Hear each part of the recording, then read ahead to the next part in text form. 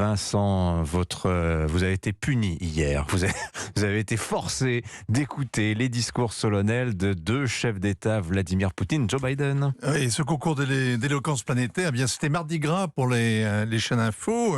Vraiment, mais en même temps, cette guerre tue tous les jours et beaucoup. Si Joe Biden a surpris, c'est qu'il a lu ses prompteurs sans trébucher. Autrement, il a répété, le conflit est un combat pour la liberté. L'Europe et l'OTAN sont unis pour défendre la démocratie.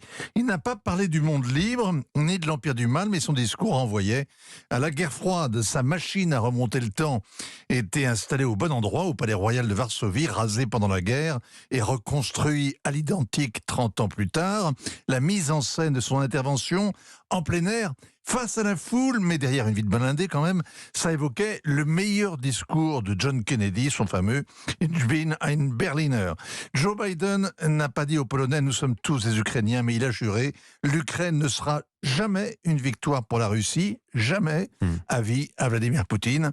Première conclusion donc, ça va durer longtemps. 22 minutes de discours pour Joe Biden, ce fut plus long avec Vladimir Poutine, à 2 heures pour son discours sur l'état de la nation russe. Oui, le tsar seul sur l'estrade immense, le discours qui n'en finit pas, la nomenclatura et les jeunes, sages comme des images, tout ça était très soviétique. Le décor change, mais pas le résultat. On singe aussi la guerre froide.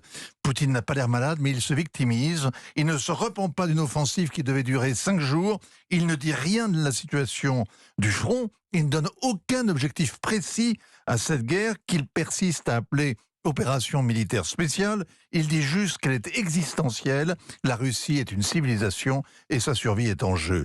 Le plus efficace du discours, c'est quand il dénonce le pouvoir sans frontières de l'Amérique, les sanctions qui punissent ceux qui les ont mises en place et son réquisitoire contre la décadence morale de l'Occident. Son refrain préféré, il dénonce l'Église d'Angleterre qui veut corriger ses textes liturgiques en écriture inclusive, la destruction de la famille ou la pédophilie qui serait érigée en norme. Avec ça, il est sûr de séduire les sociétés traditionnelles, les sociétés qui sont attachées aux valeurs habituelles, en Asie, en Afrique, dans le monde arabe, et aussi dans les milieux conservateurs en Europe. Qu'est-ce qu'il faut retenir, Vincent ? 2 choses. L'effort de guerre s'impose à tous, c'est-à-dire renforcement du complexe militaro-industriel, constitution d'une armée de réservistes, d'un fonds spécial pour les anciens combattants. Les Russes se préparent à une guerre de 30 ans. Le Kremlin a ordonné de mettre à jour les abris anti-bombes. Et puis, l'annonce coup de canon à la toute fin, la suspension du traité New Start, le dernier traité russo-américain sur le désarmement nucléaire.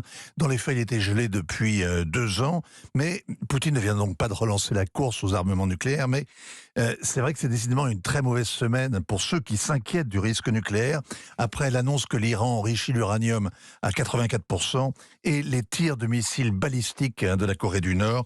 Bref, c'est vraiment un monde orwellien qu'ont chanté ces 2 vieux messieurs avec la guerre perpétuelle, comme dans 1984. Oui, j'ajoute que les Polonais ont annoncé augmenter leur effort de défense à 4% de leur PIB. C'est quand même absolument colossal. Ça va les placer tout simplement en tête de l'effort budgétaire au sein de l'OTAN. Les Polonais sont les meilleurs des Ukrainiens. Signature Europe 1, Vincent Hervouette. Merci Vincent, 7h46.